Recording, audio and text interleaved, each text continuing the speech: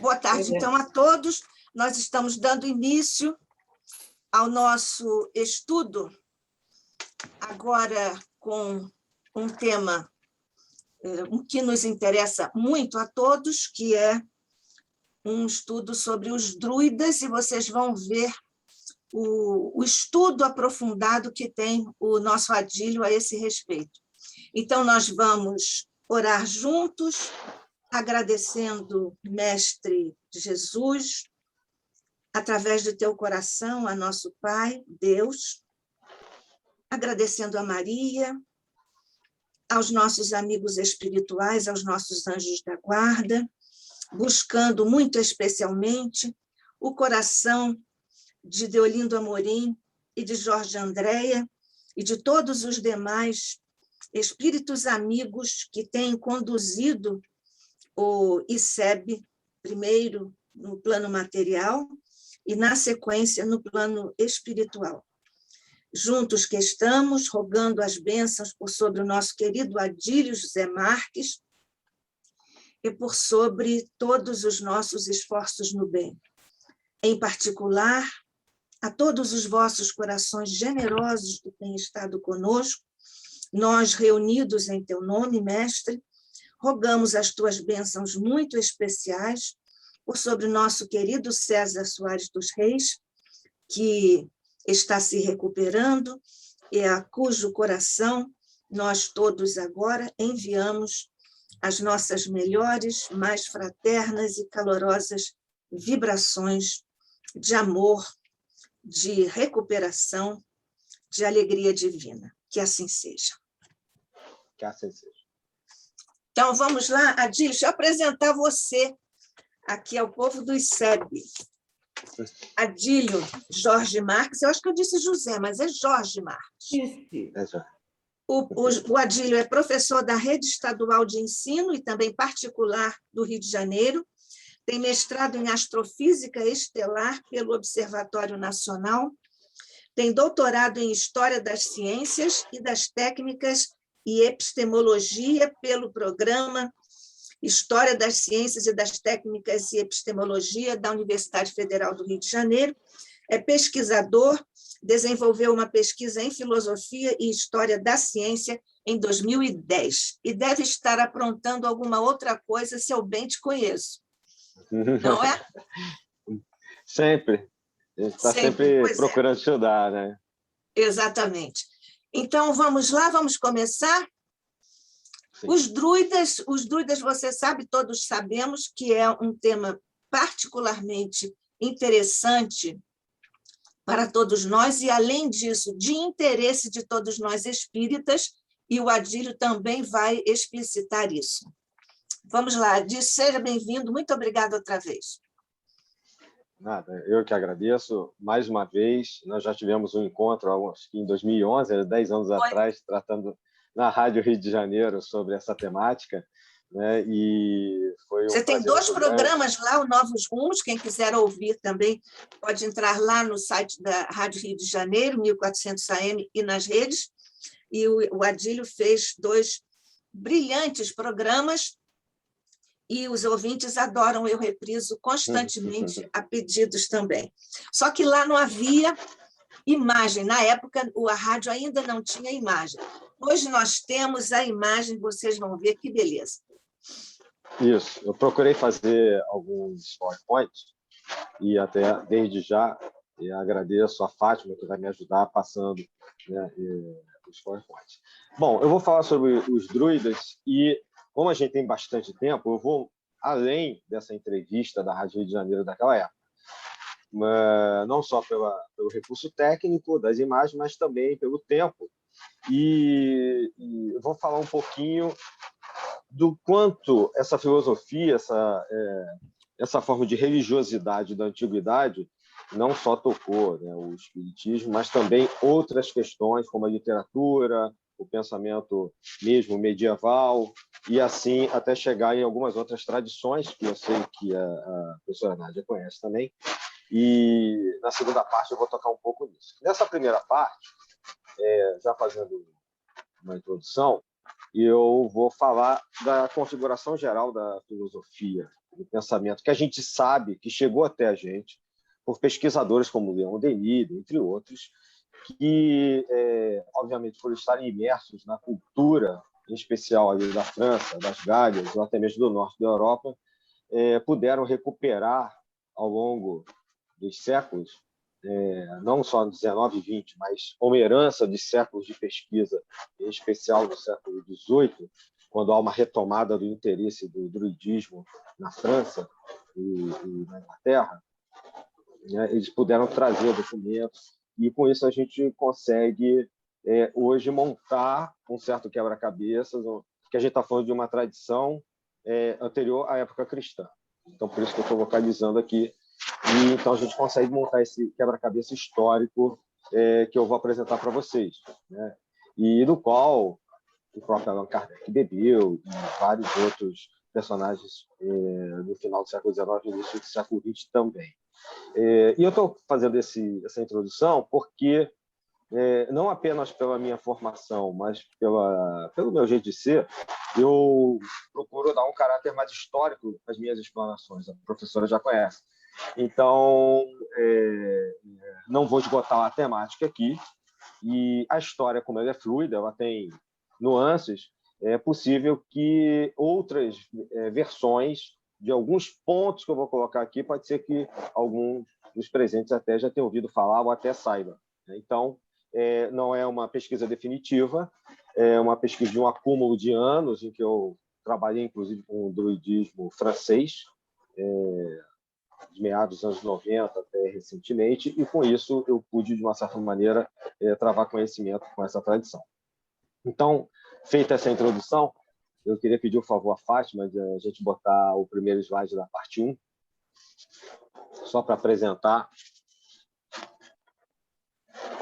E, enquanto está sendo compartilhado, eu pensei em dividir em 3 momentos. Nós vamos ter uma parte 1, que eu mencionei já aqui, né, com toda uma visão geral, teogônica, conceitual da filosofia, né, uma segunda parte, com reminiscências, e uma terceira parte para perguntas, questionamentos, observações.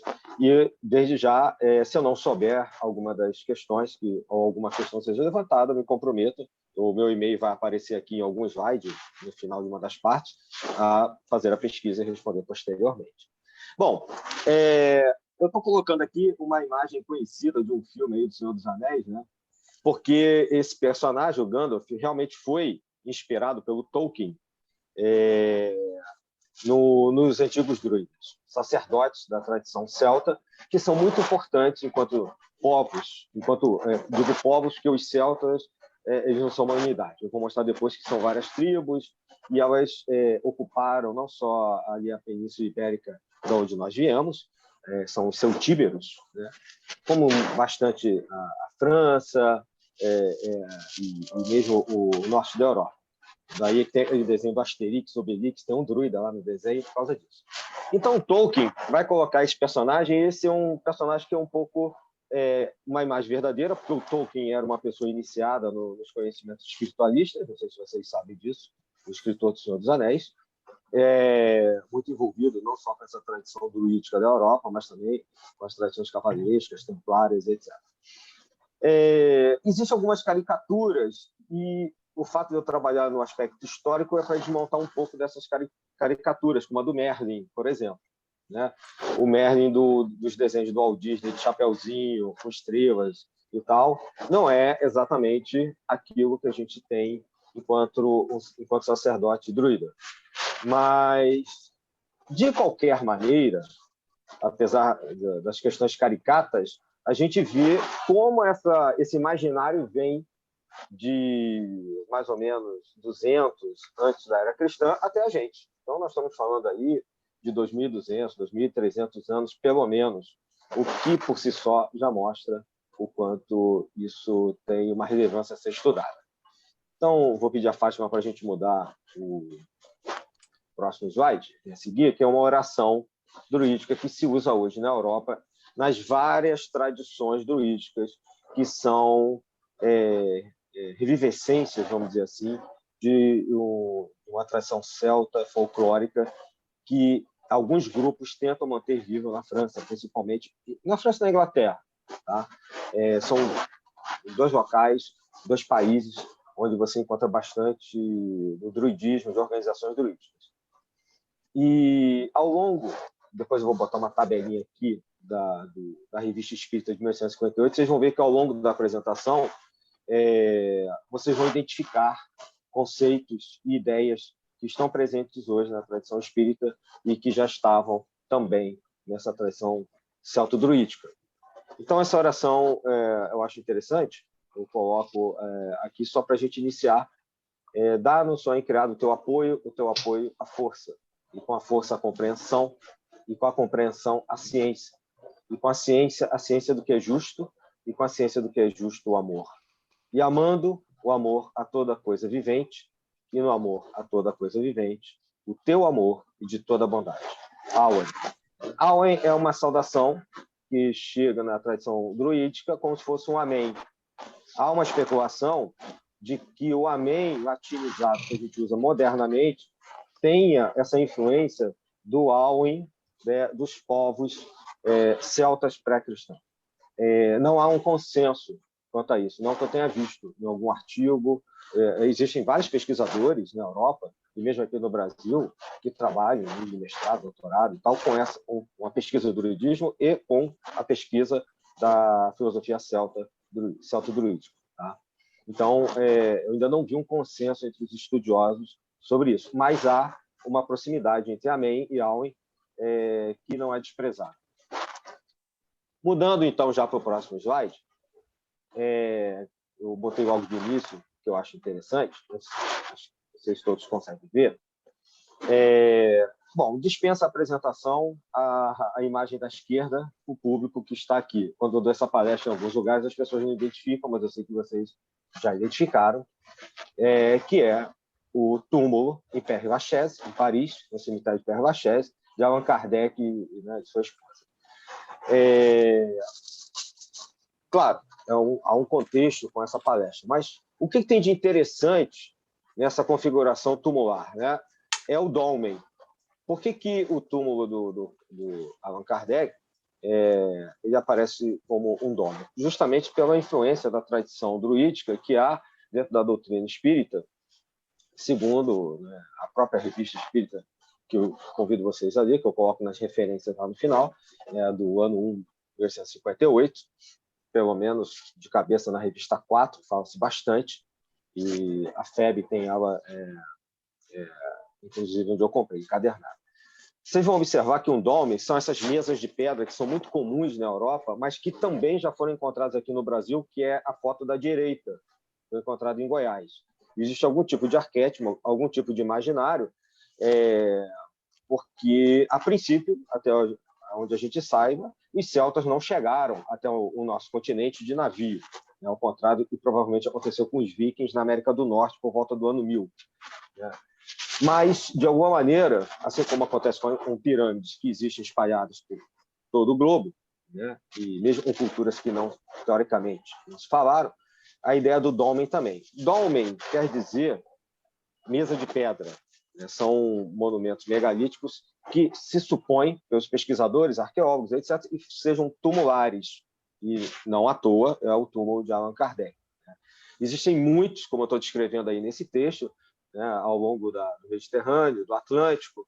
Nós temos pelo menos um aqui no Brasil, né, em Goiás, como eu mencionei, no Mar do Norte, Mar Báltico, na própria África e para o Oriente, inclusive na Índia. E na Península Ibérica, bastante.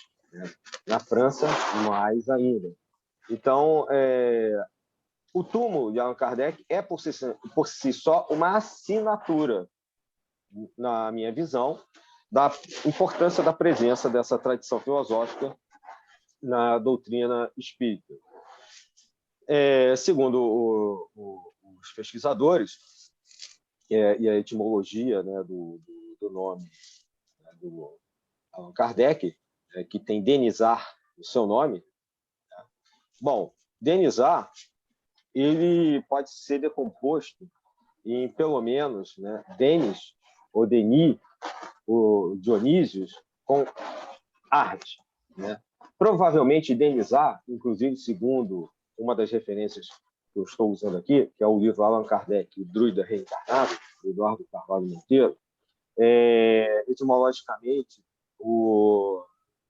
a primeira parte do nome viria de variações do deus Dionísio, Dionis, que daí dá Denis, inclusive Denis, que é São Dinis, que é uma outra variação desse próprio nome, que é uma espécie de copadroeiro de Paris, como São Dinis de Paris, ou São Dionísio de Paris.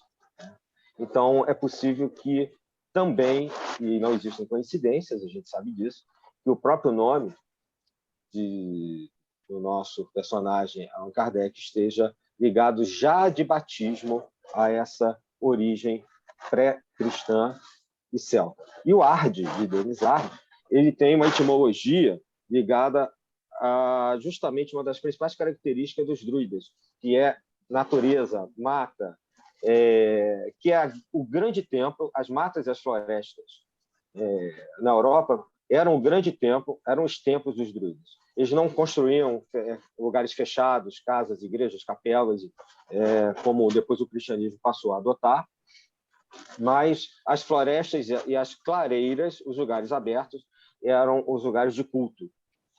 Então, até onde eu pude identificar, é uma etimologia interessante do nome de batismo do Allan Kardec, sem contar o próprio Allan Kardec, que, pelas minhas pesquisas, a menos que haja alguma outra, se alguém depois puder passar alguma outra interpretação, mas pela comunicação do espírito familiar Zéfiro, em uma das sessões ao professor Hipólito Denizar, Allan Kardec é o nome de um sacerdote druida e de uma das encarnações dele. E, inclusive, a menção a essa encarnação, a esse espírito, né, Zéfiro, que, aliás, é o nome de um espírito do Oeste, cada quadrante na antiga Europa tinha uma espécie de vento, né, tinha uma espécie de energia. E o leste, oeste, norte, sul, e o do oeste era o Zéfiro, que é justamente o nome desse espírito familiar, que comunica essa informação. A probabilidade de ele ter vivido realmente na época de César, segundo as várias comunicações que, pelo menos, eu tive acesso ao longo dos anos, comunicações espíritas, no caso, falando agora, é interessante porque eu vou mencionar aqui que o Júlio César, o conquistador romano, é uma das fontes que nós temos sobre os druidas e, infelizmente, pelo lado dos druidas, foi responsável, né, pela romanização das Gálias. É por isso que o desenho animado do Asterix, Obelix, é a luta contra os romanos, que retrata justamente esse momento em que há um confronto entre os nativos das Gálias na França e a invasão romana. E houve um personagem importante, Vercingetorix, que foi uma espécie de líder que acaba capturado pelos romanos, porque foi traído por um líder celta. Isso aconteceu também em Portugal, na invasão da Lusitânia, etc., que também era um país de influência celta druídica. Esse monumento está na cidade de Viseu, no interior de Portugal, para quem quiser visitar. Então, era comum esse tipo de coisa. A invasão romana era, não só na França, nas Gálias, como na Península Ibérica, era uma questão de tempo, mas, de uma certa maneira, os conquistadores romanos, como bons cronologistas que eram, o próprio Júlio César registrou esse encontro com os druidas. É uma visão diferente da que a gente tem, mas é uma visão histórica que é usada como referência. Então, existem, entre aspas, encontros, coincidências, entre aspas, na minha opinião, encontros mesmo, desde o batismo, desde o nascimento de Allan Kardec até o final, até o túmulo, até o final de sua vida, entre a sua própria vida pessoal, o que ele legou para o mundo e a cultura celto-druídica. Eu queria começar, já nos primeiros slides, enfatizando essa ligação, vamos dizer assim. Então, mudando agora o slide, por favor, Fátima. Obrigado. Druidas e druidismo, né? Um vem do outro. Né? A primeira palavra, como um grupo social, como eu estou colocando aí, são sacerdotes que estavam na civilização celta, já mencionei, na Bretanha, na Gália, e já no período anterior ao cristianismo, como eu já tinha colocado antes. O druidismo seria uma religião, uma filosofia oriunda dos druidas, tá? Que é o que a gente tem hoje também e aceita como a melhor definição. Mudando o slide, a etimologia agora da palavra, ela não é fechada. Eu trouxe uma que eu acho a mais fácil de entender, que seria Deru Wade, né? Ou seja, o conhecedor das árvores, um grande vidente sabe. Deru, que se coloca em algumas tradições, o bretão, por exemplo, como árvore carvalho. Por que árvore carvalho? Carvalho é uma árvore que é difícil, é imperecível, difícil de se destruir, é dura, é forte. Os portões dos castelos eram feitos de carvalhos, por exemplo, na Idade Média, né? Wade, né? Visão, sabedoria, né? É uma provável origem da palavra. Essa palavra existe há muito tempo, como eu disse, eu citei César antes da era cristã, né? Então, uma interpretação que vem de encontro ao que esses sacerdotes realmente faziam. Eles eram uma espécie de, já que a gente fala de celtas enquanto tribos, né, antropologicamente falando, como se fossem os xamãs daquelas tribos. Então, eles faziam a comunicação entre a sua tribo, o povo, né, a sua sociedade, e os deuses, né, entre as pessoas e o Criador. Ele era esse canal. Bom, esse desenhozinho do lado direito é só uma curiosidade de uma representação antiga na Europa, não tão antiga, né, mas provavelmente século XIX, de um carvalho bem enraizado, né, mostrando a ligação do céu com a terra. Essa é uma das grandes importâncias das árvores, e por isso que os templos, para eles, eram as florestas. As árvores são aquilo que as catedrais medievais passaram a ser para os cristãos séculos depois, né, a partir do século XII. Ou seja, a ligação entre o céu e a terra, a árvore enraizada aqui, pelo tronco, chega até a copa das árvores, que toca os céus. Os vikings tinham, né, Yggdrasil e etc., árvores mitológicas também. E está dividido em 4 partes, que é a roda das estações do ano, que eu vou falar um pouco mais na frente, pelo menos entre os 2 solstícios e os 2 equinócios, né? Primavera, outono, que são os equinócios, e o solstício de verão e inverno, porque não existiam calendários além do próprio calendário da natureza e da observação das florestas, dos animais, do clima, do tempo, do sol. Esse era o relógio que eles usavam, esse era o calendário que eles tinham. Mudando o slide novamente, o que eles faziam, essa classe sacerdotal, né? E o que mostra também, na ligação, como reencarnação do próprio Kardec, a importância que ele já tinha em outra vida. Eles eram encarregados das coisas sagradas, como sacerdotes, né? Conduziam sacrifícios públicos e particulares. Vou fazer um asterisco aqui, um parêntese. Os historiadores não chegam a um consenso se os celtas, ou se todas as tribos celtas eram adeptas de sacrifícios humanos, que eu estou falando. Tá? O Júlio César diz que sim, mas a visão dos romanos é uma visão de degradação do povo celta e principalmente dos druidas, que eram os druidas os grandes mentores militares contra a invasão romana nas Gálias, na França. Então, a gente não sabe até que ponto isso pode ter sido colocado para degradar a imagem perante a civilização romana ou se realmente acontecia. Existem dúvidas quanto a isso. Eles eram também responsáveis pelas questões, interpretações dessas questões religiosas, eram juízes, então decidiam controvérsias criminais ou civis mesmo, lançavam os interditos, isso aparece em vários filmes, eles é que amaldiçoavam ou não, faziam os interditos contra outras tribos, os romanos, por exemplo, também, ou pessoas que eram excluídas da sua própria tribo, da sua própria sociedade por por alguma questão qualquer. E ele tinha, então, por se comunicar com a divindade, a autoridade suprema enquanto sacerdote. Mudando o slide de novo, Fátima, por favor. Eles, a princípio, supõe-se que eram isentos das obrigações militares, mas estavam presentes nas batalhas. Tá? Às vezes juntos, como os druidas juntos, ou seja, sacerdotes estavam juntos, ou até mesmo, ao que parece, à frente dos guerreiros. Vocês vão poder ver isso num filme de 2004, como uma espécie de alegoria, chamado Rei Arthur. Tá? Para mim, é o que melhor retrata, mediante a história moderna, a atual, a visão que se tinha daquelas tribos e de como esses sacerdotes eram.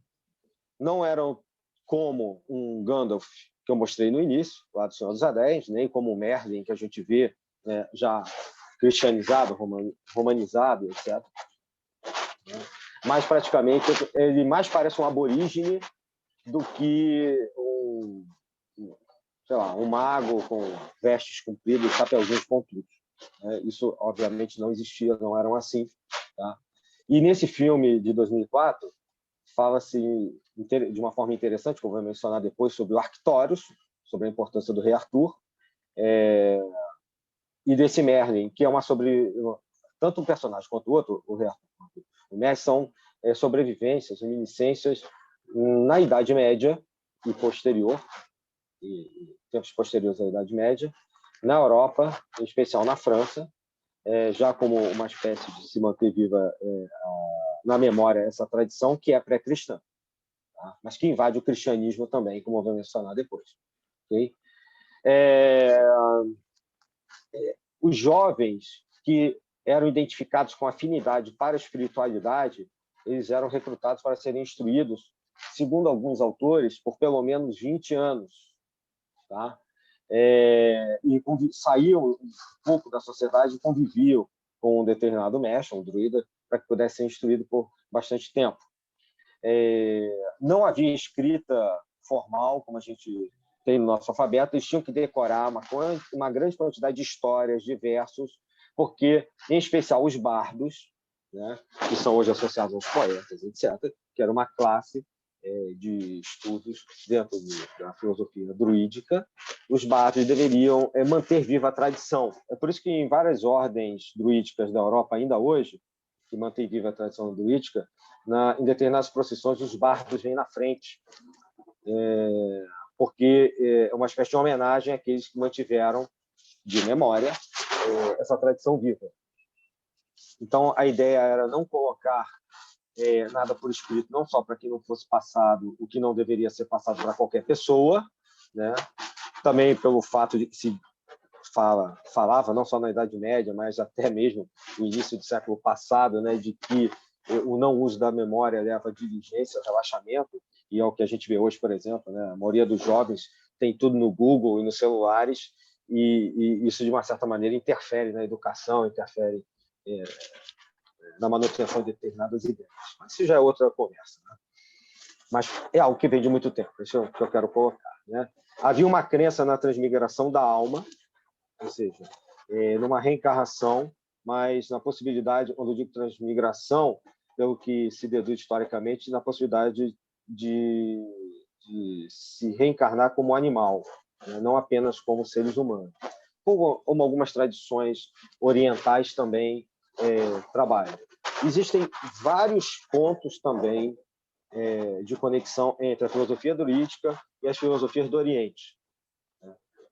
Provavelmente, fazendo um parênteses aqui rápido, por migrações que aconteceram da Península na Índia para a Península Itálica ou para a Europa Central, na região da Romênia, depois da Romênia para a região das Galhas na França, voltando depois, segundo alguns antropólogos, para migrações orientais. Esse ir e vir provavelmente fez com que algumas terminologias, alguns pensamentos se espraiassem entre Oriente e Ocidente.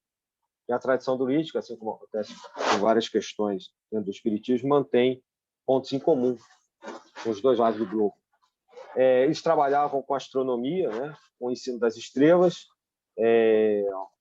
A gente não tem certeza sobre a questão da astrologia, né? Astronomia é uma coisa, astrologia é outra. Não existem esses signos que a gente conhece, tá? Isso é baseado na mitologia grega, que a gente tem hoje, das constelações, mas predições e o conhecimento astronômico, com certeza, porque a partir da astronomia você media as épocas do ano, os solstícios e equinócios, por exemplo. Tá? E aí, com isso, eles trabalhavam com questões que envolviam a natureza de uma maneira geral e, pelo que a gente depreende, e eu vou colocar depois aqui quais são os pensadores, fazia uma ligação entre esse mundo criado e os deuses imortais. Mudando o slide, é uma pequena visão aqui no mapa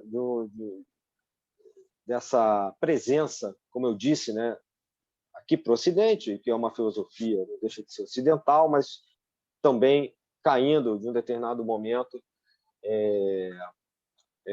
da história para o Oriente. É uma distribuição diacrônica, ou seja, segmentada, que está sendo colocada aqui, né? Ou seja, em amarelo, em verde, em pontos, né? Em 5 pontos. Se fosse sincrônica, ela era misturada, mas diacrônica ela é pontual. A gente vê no século VI a.C., ali em amarelo, uma presença de um povo ainda não exatamente com a característica dos celtas nem dos druidas, mas que vai se espalhando, como dá para ver aí no verde, né?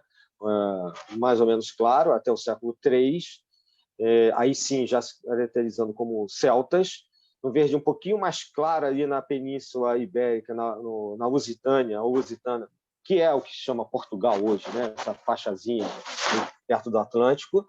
E ali, assim como acontece com o Brasil, Portugal é uma mistura de várias tribos e povos. Também são muito miscigenados. E dentre esses povos estão os celtas e a tradição druídica. Bem, num verde um pouco mais escuro, já ali para o norte, são mitologicamente as chamadas 6 nações célticas, que dão origem a vários mitos que eu vou mencionar na parte 2, na Irlanda, no país de Gales, etc. E no verde mais escuro, como eu disse, lugares... a gente poderia botar um verdinho escuro, esse mapa eu peguei na internet, ali na França, nessa região que pega ali a França, mas um pouquinho mais para baixo, além dessa que está na pontinha da França. Ali perto das Gales. A gente tem ali locais onde se tenta manter a língua celta viva, não mais como língua morta, e também todas as lendas, histórias e a tradição celto-druídica. Alguns chamam de folclorismo, né, mas dentro das organizações druídicas é mantido como tradição espiritual mesmo, com rituais, etc. Obviamente, nada com sacrifícios de nenhuma espécie, nem animais, e obviamente não humano, nenhum sacrifício humano. Essas tradições na Europa estão muito associadas com o vegetarianismo, com os movimentos de meio ambiente, com o Partido Verde em alguns países, etc., no sentido de um pensamento mais de enaltecimento da ecologia, da natureza.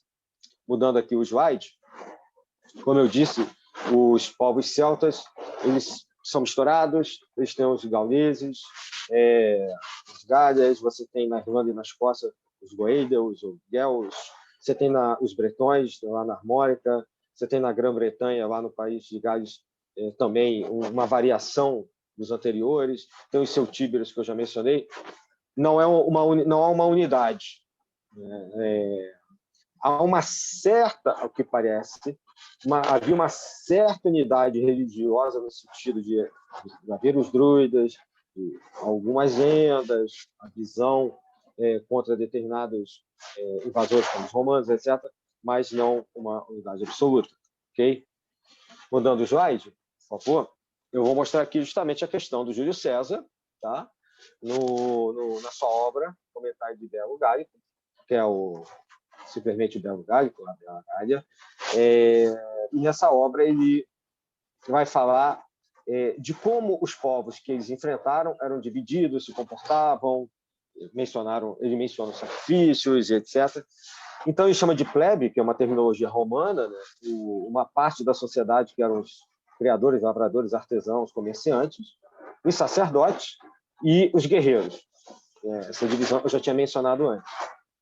Mudando o slide, isso aqui é o frontispício do De Bello Gallico, de uma das edições, né, do Bello Gallico, mostrando o Júlio César retratando, deixando para a posteridade essa tradição antiga.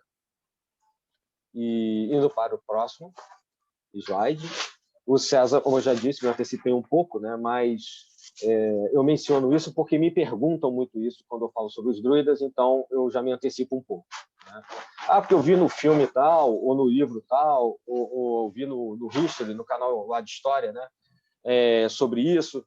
Bem, o que ele fala, né, Júlio César, fala dos sacrifícios com objetivos públicos, os druidas seriam sacrificadores, o que provavelmente não era o caso, era uma outra classe. Os druidas tinham classes, existia uma classe de sacrificadores, provavelmente uma chamada Vat. Segundo César, acreditava que os deuses não seriam propícios pela vida de um homem se uma outra vida não fosse oferecida. E a lenda que durante séculos permaneceu na Europa, que eles faziam, é que eles construíam grandes figuras de vime, de madeira, de homens gigantes, como se fosse um cavalo de Troia, só que ao invés de ser um cavalo, era um homem, e botavam os guerreiros que foram capturados nas batalhas ali dentro, não necessariamente os romanos, né, mas ao longo da história esses povos, segundo Júlio César, e faziam oferta, entre aspas, de sacrifício ali, inclusive de criminosos. Nada disso é comprovado. A gente não deixa de citar, como vários canais de história citam, porque Júlio César, que é um personagem com uma certa relevância na história de Roma, colocou, e esse é uma das referências mais antigas, e a gente tem na história, nós trabalhamos com o seguinte, a gente trabalha com as fontes primárias e as fontes secundárias. O que é uma fonte primária? É a fonte original, um documento, né? Normalmente coisas muito antigas assim, são relatos, documentos, que de alguma maneira foram colocados por alguém que viveu ali ou presenciou uma guerra, seja o que fosse, um evento qualquer, X. A fonte secundária são os comentadores ou aquelas que vieram secundariamente, como o nome diz, vieram depois. Né? A questão toda, que a gente também sabe como perfil histórico, que toda vez que você tem um conflito, você tem duas visões sobre o conflito. A de quem vence e a de quem perde. Né? Aqui, no caso, a de César é de quem ganhou a invasão das Gálias. Né? Se nós formos pegar, por exemplo, a questão das cruzadas, já lá na Idade Média, e nós formos ver obras, comentadores árabes e comentadores cristãos do século XIII, por exemplo, nós vamos ver que eles falando das mesmas batalhas, por exemplo, a queda de Jerusalém, parece estar falando de coisas, de eventos distintos, de coisas diferentes. Tá? Então, nesse caso, foram os árabes que ganharam. Mas a história tem a questão da visão de quem faz o texto, como acontece com o romance também. Tá? Então, gosto de pontuar isso, porque nós estamos falando de algo muito antigo, que obviamente não é contemporâneo a ninguém que esteja aqui. Mudando o slide, além de César, da onde nós temos fontes? No Plínio Velho, né? Depois de Cristo ou Era Comum. Tá? Eu coloquei de propósito aqui para pontuar que hoje se usa nas ciências humanas antes de Cristo, depois de Cristo, antes da Era Comum e Era Comum, você já sabe. Mas o Plínio ele coloca no Naturais de História questões que esses druidas trabalhariam com as ervas sagradas e a questão do ritual de colheita dos verdes. Então, a questão da importância do carvalho enquanto árvore sagrada, né, da força do carvalho, a questão da colheita do visco, que é uma espécie de... como se fosse uma planta vírus, uma planta trepadeira que dá no carvalho, que tem umas bolotas, e se fazia uma beberagem com aquilo, que não se sabe exatamente qual é a receita hoje, mas que era uma beberagem sagrada. E o Plínio, já no primeiro século, descreve sobre essa classe sacerdotal. O Marco Túlio Cícero, um pouco antes, né, vai falar justamente de, provavelmente, um druida que tinha um grande conhecimento natural, celtas, então, pela descrição, é uma descrição sacerdotal, e o que é o sistema natural para os antigos? Tudo que envolvesse não só a fisiologia e a natureza em si, hoje a gente chamaria de química, biologia, física, por exemplo, etc., astronomia, modernamente falando, né? Ciências naturais, a farmácia, mas também eram capazes de predizer o futuro. Essa questão de predição, isso está presente na história como um todo, em todas as épocas, em todos os povos, e os druidas não fogem a isso. Pompônio Mela, no século I, na Corografia, fala mestres da sabedoria. Ele já dá uma certa magnitude, né? Já coloca de uma maneira diferente do Júlio César, que coloca os druidas como vilões, vamos dizer assim. Ele já dá uma outra importância. Fala da questão dos 20 anos, é daí que a gente tira, dessa fonte. Fala das florestas, do estudo das florestas, como as pessoas, eles eram enterrados, alguns cultos, e a questão das grutas, onde eles se escondiam, o que dá origem a esses romances, né, dos eremitas nas grutas, né, do Merlin morar num lugar afastado, aquela coisa mais moderna vem daí. Mudando o slide, de novo, a gente tem o Tácito. A gente tem aqui o Tácito, que fala sobre, de uma maneira muito genérica, mas que é um autor importante, né, sobre os druidas na Grã-Bretanha. O pai da geografia, o Estrabão, que vai falar sobre os povos das Gálias, e ele, inclusive, apresenta uma divisão em classes de estudos, os bardos, os ovates e os druidas. Bom, falando dos dois primeiros, eu já tinha mencionado a questão dos bardos, né? Cantores e poetas, virou um sinônimo hoje, né? Os ovates, sem a letra O na frente, depende da grafia e do autor, como videntes, filósofos naturais, e alguns autores classificam eles como sacrificadores, mas sem especificar de quê, exatamente. E a gente ainda tem o Diodoro da Sicília, que é importante dentro do pensamento histórico, como fonte histórica cristã, que fala sobre a relação desses povos com o que eles consideravam as almas imperecíveis dos seres vivos, como essas almas sobreviviam à morte, numa vida após a morte. A questão da transmigração, em alguns desses autores, também aparece como uma possibilidade. Mudando aqui o slide, vou mudar um pouco agora aqui a visão de Stonehenge, mudando um pouco o enfoque. Primeiro, uma desmistificação. As grandes construções megalíticas da Europa, essa é uma datação aproximada, né, em 1000 anos antes de Cristo, dessas construções, como deve ser Stonehenge, não são druídicas.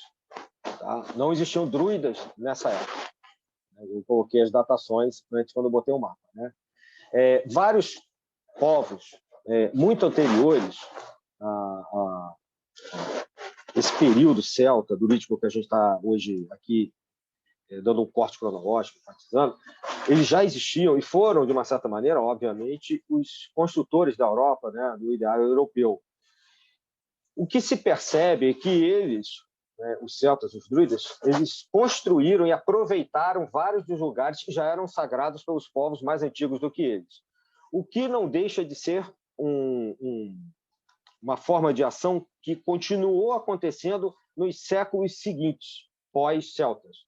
Então, os romanos, à medida que conquistaram vários povos, né, principalmente para o norte, até eles conseguiram ir no norte da Europa, mas principalmente para o ocidente, eles construíram seus lugares de culto em cima dos lugares de culto dos antigos celtas e druidas, que já tinham feito isso com os povos mais antigos megalíticos. A igreja cristã virá depois construindo suas capelas e mesmo suas catedrais medievais sobre os lugares de cultos dos romanos. Então, se vocês forem, por exemplo, a Chartres, na Catedral de Chartres, na França, que é bem próximo até a essa região druídica, e vocês forem à cripta da catedral, vocês vão olhar um determinado espaço que eles deixaram, onde você olha, tem um poço chamado Poço Druídico, no fundo de uma catedral católica. É chamado de Poço Druídico, porque justamente naquele local era um local de culto druídico. E num outro momento, num outro local perto desse poço druídico, há uma espécie de um buraco na parede, onde vocês vão perceber as colunas e a fundação da catedral, né, medieval, Chartres, e o resto de uma construção romana embaixo, quando você olha para baixo, e você vai perceber que, pela história que está explicada lá na própria catedral e pelos guias da catedral, que sobre essas fundações romanas estão lá embaixo, naquele terreno, naquele piso, um local sagrado druídico. Tá? Como eu disse, é por isso que o poço que está ali perto é chamado de poço druídico. Tem toda uma geometria ali envolvida, que depois eu comento. Então, essa é uma ideia, né, de ressignificação religiosa e permanece até hoje. Tá? Então, eu gostaria só de pontuar o fato de Stonehenge, por mais que, inclusive hoje, acho que eu tenho uma foto aqui, mudando o slide, antes de fazer o comentário, acho que vai ficar... Vocês vão ver no canto superior direito. Inclusive, hoje, o governo inglês permite que algumas organizações, vamos chamar de neodruídicas, né, atuais, façam nos solstícios, normalmente no solstício de verão, que é mais quente, que lá para eles é 21 de junho. Para a gente aqui é o contrário, no hemisfério sul. Tá? Façam reuniões e rituais em Stonehenge, porque Stonehenge fica fechado com uma corda hoje, normalmente os visitantes não podem mais entrar. Mas algumas organizações druídicas, pela importância que elas têm na manutenção da tradição inglesa, né, da história da Inglaterra, tem essa permissão. Um exemplo da importância dessa história é que Winston Churchill foi um druida. Vocês podem botar no Google aí que vocês vão achar uma foto dele jovem paramentado de druida. Assim como ele foi maçom também, assim como Leon Denis também. Então, essas tradições, em um determinado momento, principalmente a partir do século XVIII, na época do iluminismo, em especial na Inglaterra e na França, elas começaram a se misturar um pouco. Né? Bem, então, o que a gente tem no canto inferior direito agora? Uma reconstituição de como provavelmente era, sem estar quebrada, né, demolido Stonehenge. No canto inferior esquerdo, uma possível explicação do que seria essa construção, que foi usada, como eu disse, não é druídica, mas foi usado e é até hoje, por grupos druídicos, não só para fazer uma comunicação entre o mundo dos espíritos e o mundo dos vivos, né, e essa comunicação feita pelos sacerdotes druidas, mas também como calendário. Tirando a questão da ciência das religiões, que faz esse estudo mais aprofundado da comunicação, que os druidas davam imensa importância ao mundo dos espíritos. Eu vou falar um pouquinho mais disso depois. Tá? Mas, normalmente, a arqueologia e a história trabalham mais com a questão da medição dos solstícios, como está indicado aí, solstício de verão e equinócio. Então, tem uma orientação geográfica ali, né? Como vocês estão vendo, uma pequena rosa dos ventos, orientando norte-sul. A posição do nascer do Sol vai mudando ao longo das eras, com a precessão dos equinócios. Então, hoje, o alinhamento não é perfeito, mas até hoje, no meio do ano, as pessoas veem o amanhecer do Sol no solstício entre 20 e 22, né? Depende do ano, quando entra o solstício de verão lá na Inglaterra, na Europa. Há um alinhamento que provavelmente havia de duas pedras do lado de fora desse círculo, com o círculo em si, que é Stonehenge, como a gente conhece hoje. Tá? De um lado, como o solstício de verão, e vocês vão ver aqui o Inter, né, o solstício de inverno. Muito bem, o que é o solstício? Os solstícios são, no caso do verão, é o maior dia do ano, é quando você tem a menor noite. Por que isso é importante? O Sol, muitas das vezes, representado como Belenos, ou seja, um deus, como acontecia entre os romanos, entre os mitras, e etc., em várias outras tradições, entre os zoroastristas, né? Deus mitra, mitraicos, no caso. E é importante porque várias questões relacionadas a casamentos, colheita, animais, etc., tem a ver com essas estações do ano, inclusive com o verão. Tá? Bom, então, o maior dia do ano e a menor noite, a menor escuridão, quando a luz está mais presente entre os vivos, uma luz que, lembrando, esse sol era uma espécie de reflexo do mundo espiritual, brilhando no mundo físico aqui, né, para eles, é o solstício de verão. Em contraposição, em 21 de dezembro, por isso que a gente vê Papai Noel com neve, essa coisa toda, que é o contrário da gente aqui, acontece, ou por volta do dia 21, entre o dia 20 e 22 de dezembro, o solstício de inverno, onde há a maior noite do ano e o menor dia. Daí é que os próprios romanos faziam, né, a festividade do Sol Invicto, porque o Sol nasce mesmo com a maior noite, mesmo tendo uma noite de 12 horas ou mais, dependendo da posição que você esteja na Europa, tá? Mesmo assim, mesmo que o dia seja curto, o Sol nasce. Daí que vem a festividade do Sol Invictus dos romanos, que era feita nas colinas de Roma, né? Só que essa festividade também era feita, como eu disse lá, né, entre os mitraístas e também entre os celtas. A vitória do Sol sobre a escuridão é a vitória da luz sobre as trevas. Isso tem uma importância espiritual muito grande. Por isso que o Natal foi alocado para 24, na virada, né? De 24 para 25 de dezembro, no posterior cristianismo. A data, isso aí é afirmado pelos próprios teólogos, vocês vão ver várias entrevistas, é só procurar. Não há uma data precisa sobre o nascimento de Jesus, evidentemente. Foi durante algum tempo comemorado no que a gente chama Dia de Reis, em 6 de janeiro. Já foi comemorada perto de março, porque ali tem uma outra data importante, que é o equinócio, de 21 de março, que é o equinócio da primavera, o renascimento, mas acabou se alocando para a vitória da luz sobre as trevas, próximo ao solstício de inverno. Okay? Que não deixa de ser isso também para o cristianismo, somente depois da Igreja Católica, a partir do século IV, depois de Cristo. Então, mudando aqui o slide, eu vou mostrar para vocês construções megalíticas que são usadas até hoje também pelo druidismo. Eu falei do dolmen, né, que é aquele formato do túmulo do Kardec. Existe também os cromlechs, ou cromlechs, por exemplo, em Évora, que são arrumações não muito geométricas de pedras pontudas enterradas na terra, são os menires, que é essa que está no canto inferior direito. Menir quer dizer pedra longa, na terminologia gaélica. Tá? Aqui a gente tem em Portugal, ok? Em Évora.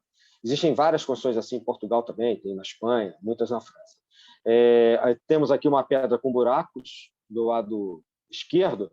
Supõe-se que esses buracos eram para construções e pela posição da sombra, né, do bastão ao longo do dia com o sol, você sabia mais ou menos a hora. Não deixaria de ser um relógio de sol, mas isso é uma suposição. Mudando o slide, uma outra construção chamada alinhamento, aqui em Carnac, na França, que são pequenos menires. Existem menires de 2, 3 metros de altura e pequenos menires, que essa aí parece uma pista de aeroporto, né? São alinhamentos que eram usados, não se sabe exatamente para qual finalidade. Uma suposição era para o estudo da astronomia das constelações. Tá? A gente estuda hoje, na etnoastronomia, várias formações de constelações que não são aquelas clássicas da Grécia, que a gente herdou enquanto civilização ocidental. Então, a gente tem isso nos índios brasileiros e a gente tem isso também lá na França. Aqui eu vou mostrar no próximo slide, rapidamente, o que é chamado de 8 festivais, né? Ou seja, os solstícios equinócios, que são primavera e outono, que são os equinócios, e os 2 solstícios que eu já mencionei. Equinócio quer dizer dias iguais, equi quer dizer igual. Na primavera e no outono, naquele dia, o dia e a noite têm a mesma duração. No intervalo entre os solstícios e equinócios, existem outras datas que são importantes, que deram origem ao 31 de outubro, né, que é provavelmente a data mais importante para esse, que a gente chamou de Halloween e tal, como reminiscência, o 1º de maio, inclusive, que era a época dos casamentos entre os celtas, e a Igreja Católica colocou como o mês de Maria e o mês dos casamentos. Então, essas datas estão rapidamente aqui representadas como 4 festivais principais, solstício e equinócio, e 4 festivais intermediários entre eles. Mudando o slide, eu vou mencionar aqui rapidamente, 1º de fevereiro, e deu a festa da Candelária, modernamente, né, para eles, é chamado de roda do ano, né, esses festivais. E também é uma roda onde a natureza vai se renovando, né? Ela morre, nasce, morre, nasce. Beltane, em 1º de maio, já com a aproximação do calor e do verão. 1º de agosto, o Guinazade, que deu origem à Assunção de Nossa Senhora, ali em 15 de agosto, se não me engano, né? E Samhain, Dia dos Mortos, em 1º de novembro, porque justamente na noite de 31 de outubro para 1º de novembro, quando era comemorada a data dos espíritos, é quando os vivos e os mortos se comunicavam. Tá? Até hoje é assim. Né? Essa questão do Halloween, como é feita nos Estados Unidos, de caveiras e etc., é uma mistificação, uma deturpação completa da tradição como um todo. Tá? A tradição é a seguinte: o véu entre os vivos e os mortos se rompe, né? Vai ficando cada vez mais tênue até chegar na noite de 31 de outubro, no nosso calendário atual. Tá? Então, nesse momento, os sacerdotes se comunicavam com todos os antepassados e traziam mensagens, literalmente, para aqueles que estavam encarnados. Essa é provavelmente uma das principais características que a gente vê com a espiritualidade contemporânea, tá? O espiritismo. E 1º de novembro não só tinha a continuidade dessas comunicações, mas também uma celebração desses ancestrais, que é que no México se faz, inclusive, sobreviveu de uma maneira um pouco diferente, quando se leva para os cemitérios comida, bebida, e etc. A Igreja Católica coloca como dia de Todos os Santos, e no dia 2 como dia dos mortos, né? Que, na verdade, era um pouquinho antes no calendário, seria ou 31 de outubro ou 1º de novembro no calendário original pré-cristão. Bem, deixa eu andar um pouco mais rápido, senão, mudando aqui o slide, né? Isso aqui eu já mencionei, sobre os cultos dos bosques, a questão dos 20 anos, e de onde veio essa tradição não se sabe, não há um consenso histórico. Eles falam, eles, a tradição druídica, neodruídica, de um povo hiperbóreo, ou seja, bem anterior ao povo neolítico, que eu mencionei agora há pouco, naquelas fotos, e que estariam bem no norte da Europa, bem ao norte da Grã-Bretanha, e remontando a 20 mil anos atrás. É uma questão mais folclórica do que histórica, mas que é muito dita também. Mudando o slide. Quais são as classes que chegaram? Eu já mencionei algumas, mas algumas outras podem ser mencionadas, né? Os vácios, desses supostos sacrifícios, também já vai ver chamado de vates. Os saronidos, que eram aqueles que eram encarregados como professores e o cultivo, manutenção das ciências como um todo. Os bardos, que eu já mencionei, inclusive como poetas e a memória dos guerreiros. Os adivinhos e os causídicos, que eram uma espécie de juízes. Então, é mais ou menos como se todos fossem druidas, mas alguns se especializassem em algumas coisas, ou que nós entendemos hoje, historicamente. Mudando o slide, atualmente se divide mais ou menos assim, nas tradições modernas que a gente vê na Europa. Marcassin, que é uma espécie de neófito, um discípulo aceito, o bardo e o ovate, né? Um bardo como uma espécie de poeta mantenedor da tradição histórica filosófica, o ovate como estudioso da natureza, como se fosse um farmacêutico, e o adivinho, um pré-druida, que é o obage, e o druida em si, como se fosse um último grau, como se fosse uma ordem em graus. Não deixam de ser chamados de graus também algumas tradições.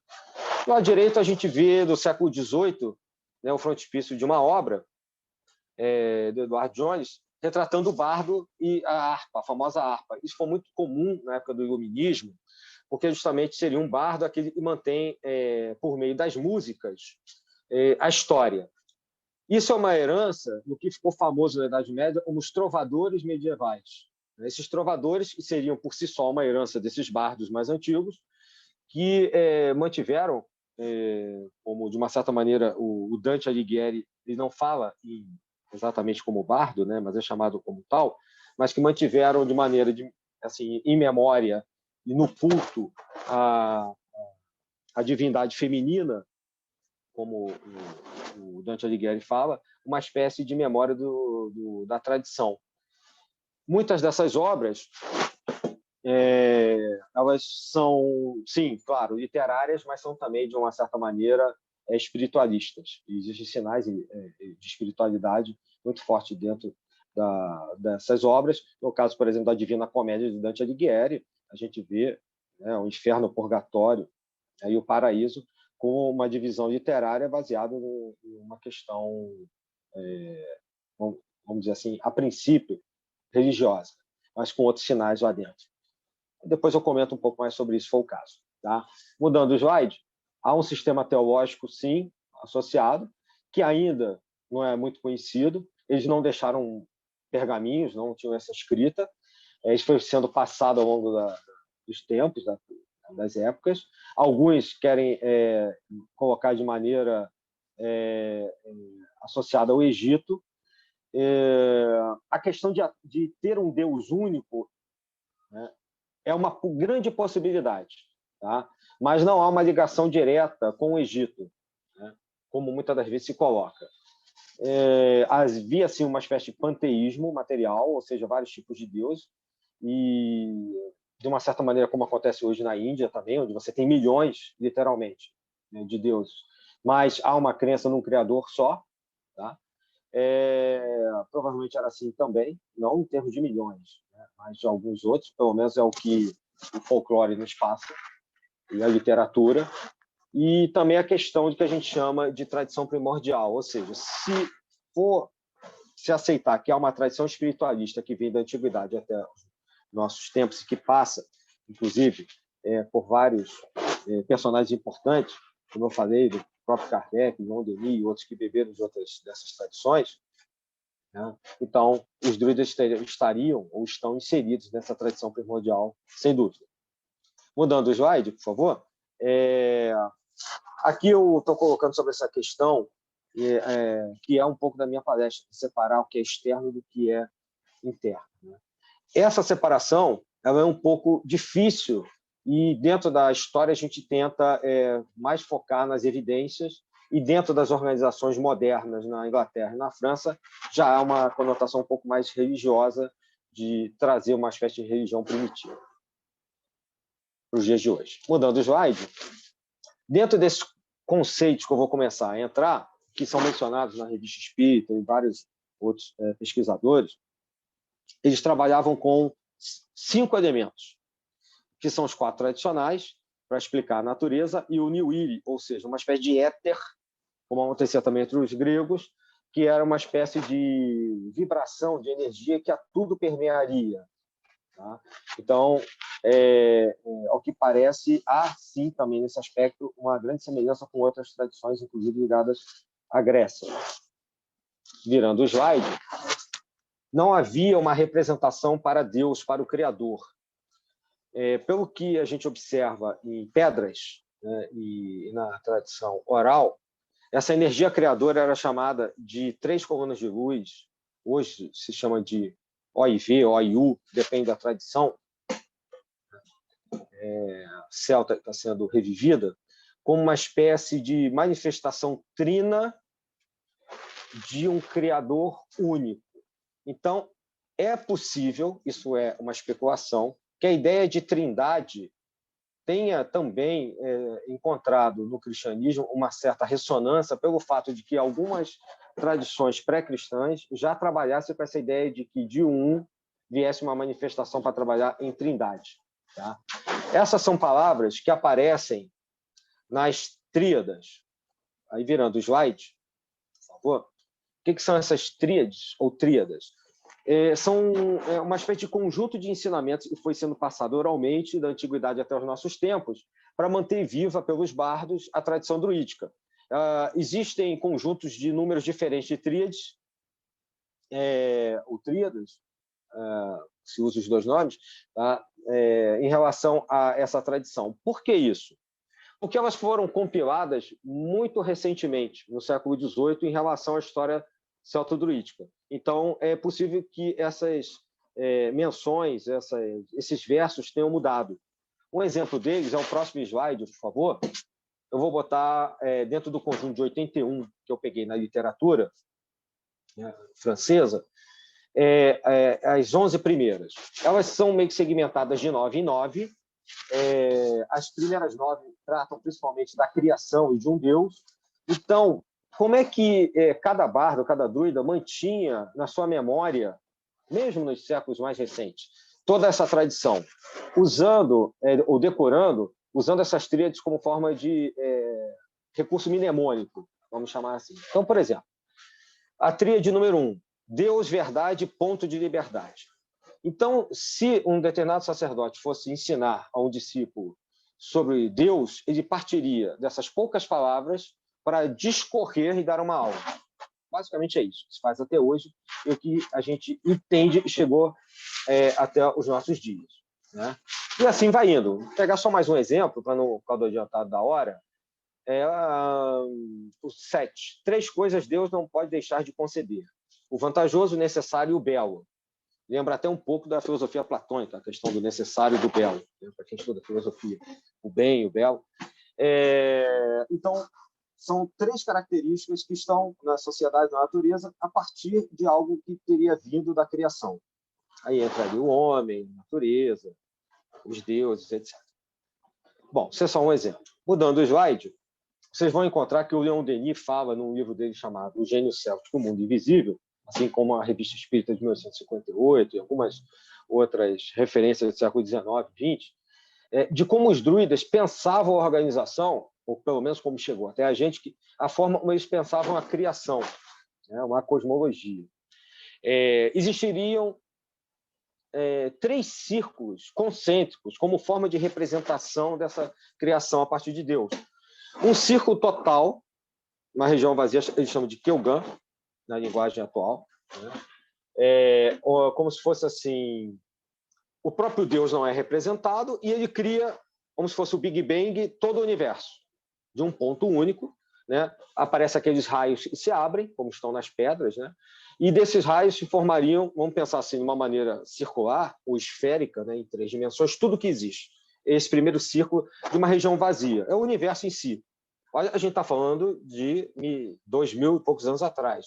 Não tinha telescópio, né, e essa discussão cosmológica era feita por comunicações espirituais, intuição e etc.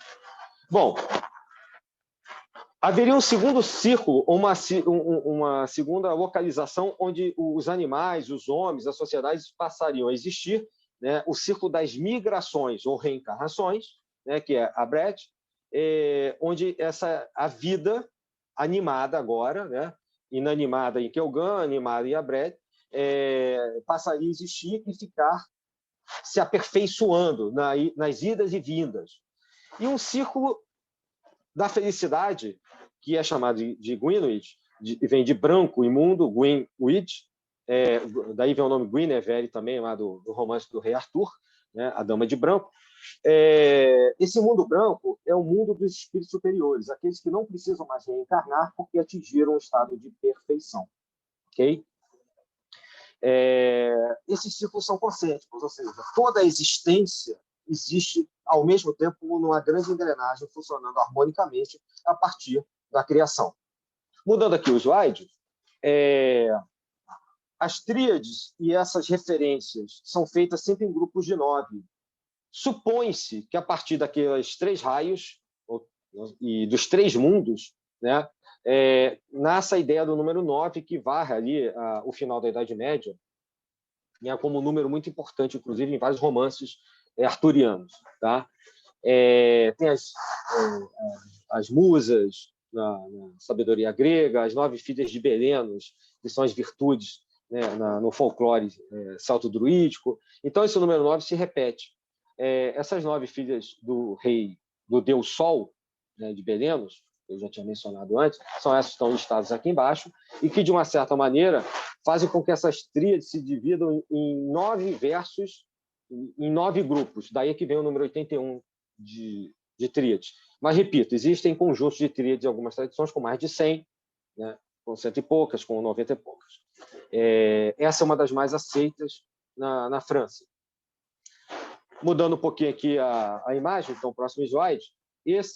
Essa imagem, vocês vão ver aqui, é uma cruz celta, cristã, né, assim como a seguinte do próximo slide também. Ok? E a seguinte, por favor, mais moderna, já com uma representação usada por grupos neodruídicos mais esotérica, com representação dos planetas, o Sol no centro, né, de onde espargiria todas todas as energias da criação, como se fosse o Big Bang, as folhas e as bolotas de carvalho ao redor. Aqueles 3 círculos da cosmologia estão representados aqui. O círculo central, branco, do mundo dos mestres, dos espíritos superiores, o mundo das reencarnações ali com as influências planetárias, e a cruz, que é carregada por todos, e o círculo de toda a criação universal. Essas cruzes estão espalhadas pela Europa, existem igrejas aqui no Brasil, inclusive no Rio de Janeiro, na Zona Norte, com esse tipo de cruz, que é uma espécie de questão da absorção da cultura antiga pelo cristianismo. Por isso que são cruzes salto-cristãs. E o próximo slide é uma representação, não vou me deter aqui nesses detalhes, dessa cruz mais moderna, onde você coloca os planetas, os 4 elementos, os signos. É uma rápida representação do que é estudado por esses grupos modernos na Inglaterra e na França, que mantém a tradição druídica viva. Em grande parte de forma oral, algumas têm por escrito também. O próximo slide, eles têm um trabalho que eles chamam de visualização da cruz druídica, que eu vou só comentar aqui, que é recente, né, provavelmente dos últimos 2 séculos, que trata de você se colocar em comunhão com esse círculo central onde estão os espíritos, né? Nas suas orações ou meditações, como queira, né? No círculo central estão os espíritos que não precisam mais reencarnar, que são aqueles espíritos superiores, né? E, de uma certa maneira, você se vê em comunhão com toda a criação, com todo o universo, a partir dessa visualização, como é dito. Mas é só uma curiosidade de uma espécie de exercício, né, que me foi passado por um desses grupos. Mudando o slide novamente, por favor. Aqui uma representação de várias cruzes ou símbolos celtas que você encontra não só em igrejas, mas também em monumentos de pedra antigos, como os que eu mostrei, Meníris, Balmes, etc., ao longo do mundo, mas principalmente na Europa.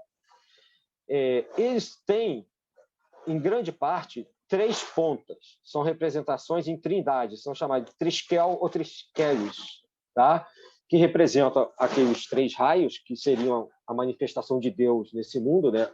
O não representado, que é um ponto de origem, se espalha em 3 raios. Então, existem vários redemoinhos, né? Várias formas que denotam movimento. Vocês vão perceber que todas essas representações mostram que tudo é vibração, tudo é movimento, a partir de um 3. E quando você gira essa trindade, você gira todas as outras criações. O do 3, você tem o 4, o 5 e tal. Há aqui uma provável... É possível... os gregos têm bebido nessa tradição, principalmente os pitagóricos.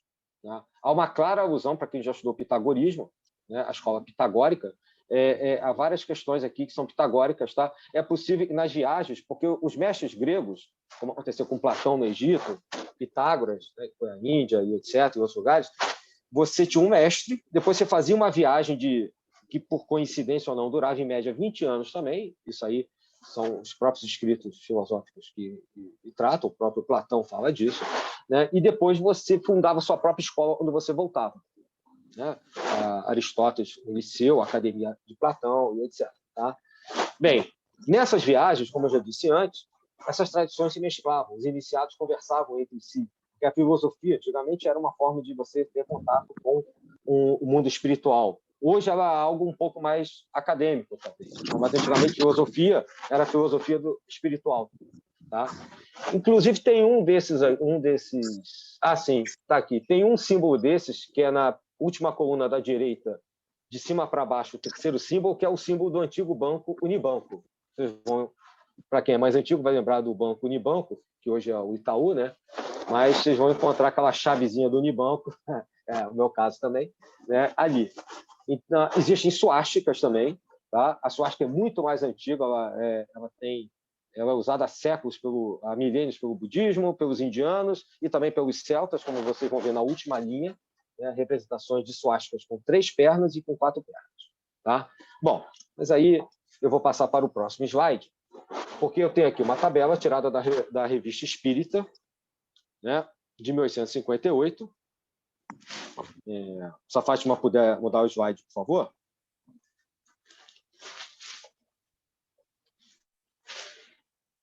Oi, Fátima, está me vendo? Obrigado.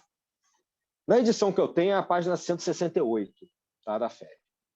Eu tirei de lá, que é justamente na revista que fala sobre toda essa filosofia que eu estou mostrando aqui, druídica, que eu falei do número 3, número 9, da cosmologia e tal.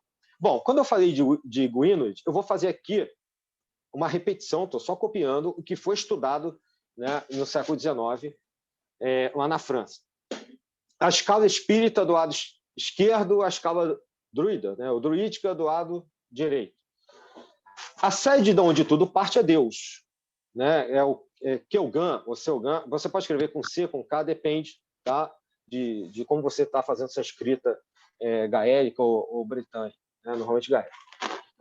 E ele não tem representação. Muito bem.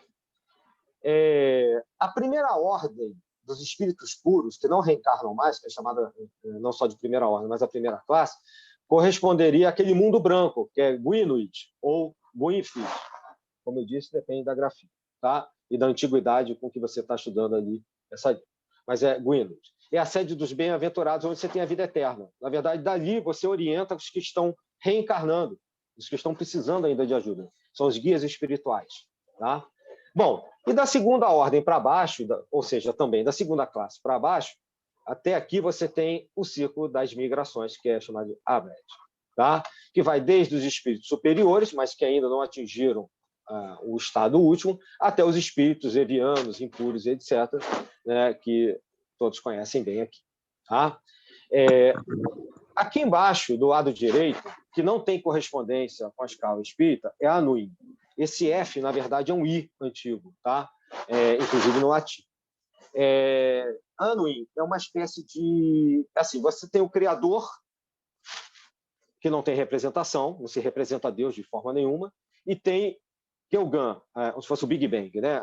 O que vai ser criado, todo o universo. E aí dentro desse universo vão ter os seres vivos. Muito bem. Entre um e outro, há o que eles chamavam os celtas, né? Os druidas, de abismo, um ponto de partida das almas, onde as almas são criadas. Os gregos têm isso também, tá? Que eu não me recordo o nome aqui agora. E na escala espírita não há essa representação, mas na escala druídica é como se fosse a fonte das almas. E dali elas entram no círculo de reencarnações. Bem, mudando o slide, eu já estou terminando a primeira parte. É só um texto que eu não vou ler ele aqui todo. Né? Se vocês quiserem, vocês podem ficar com a apresentação, né? com os slides que eu fiz. A professora pode disponibilizar para quem quiser, à vontade. Tá? O quanto se dá a importância aos ancestrais, aqueles que já nos deixaram e aqueles que já estão vindo enquanto guias, espíritos puros, que são chamados dos antigos ou dos amigos, né? Ou mestres do passado. Mudando o slide, eu faço uma conclusão parcial dessa primeira parte, né?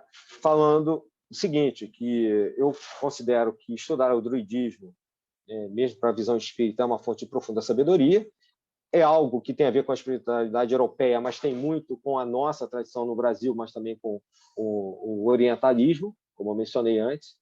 A questão, né, das relações históricas filosóficas com o espiritismo, isso é muito colocado, é tema de pesquisa acadêmica nas ciências das religiões e na história das religiões.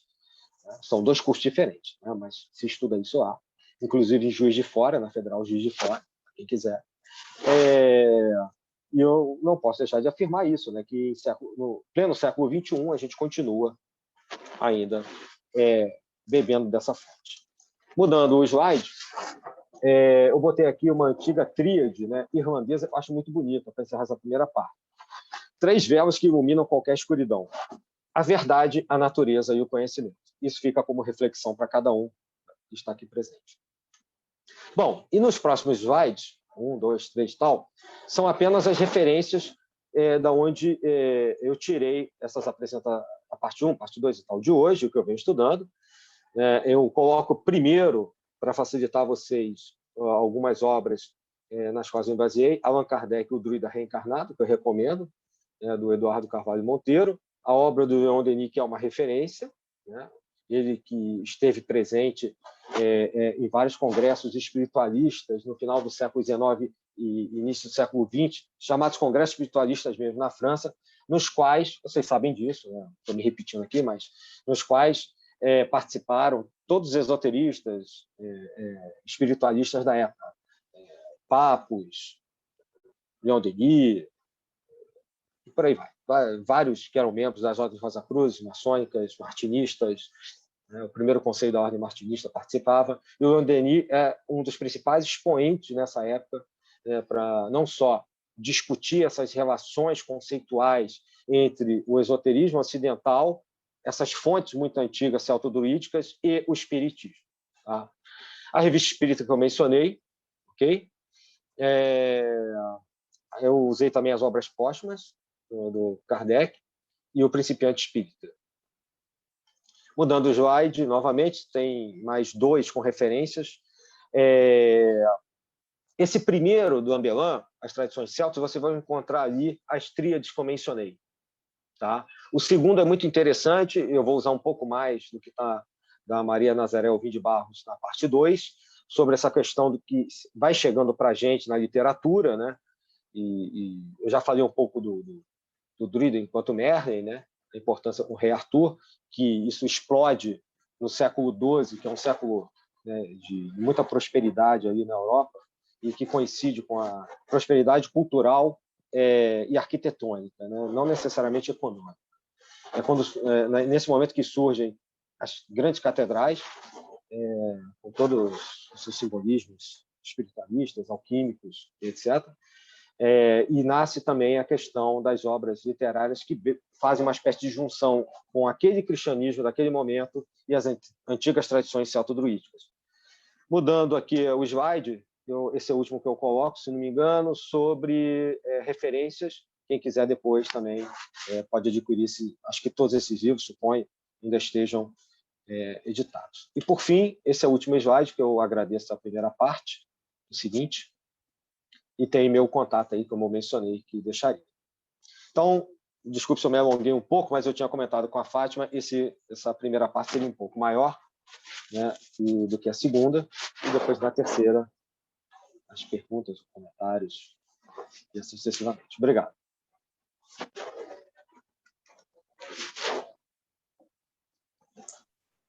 Nós temos, então, Adílio, 10, 15 minutos. O que você acha? De intervalo? Sim, acho que uns 10 minutinhos está bom. 10 minutinhos. Então, nós voltamos daqui a 10 minutos. Saudando as pessoas que chegaram depois, Marie, da França, uma bretone, viu? Muito bem. É uma bretone, Marie. Bienvenue. A Hilda, que chegou, o Hegel já tinha falado. Terezinha, oi. Ana Lúcia, olá. Cláudia Bonmartin, essa é de Paris, não é bretone. A Dalva, já falei. Então, tá. Então, até já, 10 minutos. 10 minutos. Obrigada. Obrigado.